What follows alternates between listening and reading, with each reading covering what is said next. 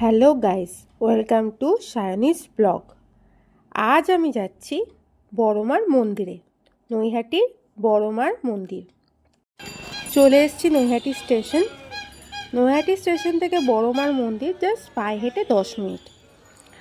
যারা হাঁটার প্রবলেম, হাঁটতে পারে না, তাদের জন্য রিক্সা করেও যাওয়ার ব্যবস্থা আছে। তারা স্টেশন থেকে বেরিয়ে অনেক রিক্সা পেয়ে যাবে, অসুবিধা নেই। এবার আমি এখান থেকে হেঁটেই যাব, যেহেতু 10 মিনিট হেঁটে অসুবিধা নেই। তো চলো আস্তে আস্তে এগিয়ে যাই। অনেকটাই চলে এসেছি। দুই ধারে দেখতে পাচ্ছ পুরো জমজমাট এরিয়া। দুই ধারে অনেক মার্কেট রয়েছে, জামা কাপড়ের মার্কেট, অনেক কিছুই মার্কেট রয়েছে। পুরো সেখান দিয়ে জাস্ট হেঁটে হেঁটে যাচ্ছি বড়মার মন্দির।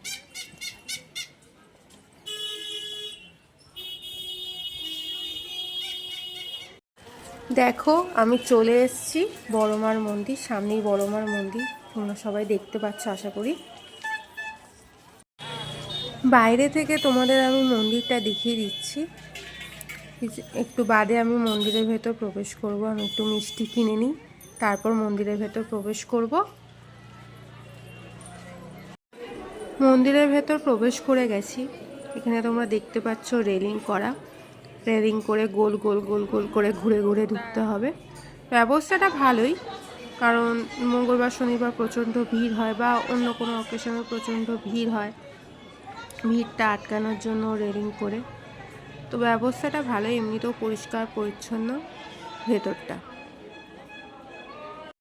অবশেষে বড় মায়ের দর্শন পাওয়া গেল।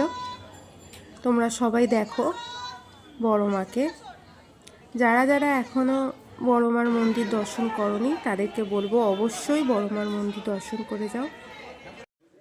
নৈহাটির বড়মার মন্দির ছাড়িয়ে আর একটু সোজা এগিয়ে আসলে তোমরা দেখতে পাবে নৈহাটির গঙ্গাঘাট। এই গঙ্গাঘাটের পাশে সামনেই লঞ্চ ঘাট আছে, যেখান থেকে খুব সহজেই তোমরা 6-7 মিনিটে পৌঁছে যাবে চুঁচুড়া কি চন্দননগরের লাইনে। এই গঙ্গাঘাটেই প্রতি বছর মায়ের বিসর্জন হয়। অপূর্ব লাগে মায়ের এই বিসর্জন দেখতে। সবাই দূর দূরান্ত থেকে মায়ের বিসর্জন দেখার জন্য প্রতি বছর কালী পুজোর পরে নৈহাটিতে আসে। সব শেষে আমি বলবো জয় বড়মার জয়। যারা যারা এখনও বড়মার মন্দির দর্শন করনি, তারা অবশ্যই বড়মার মন্দিরে আসো।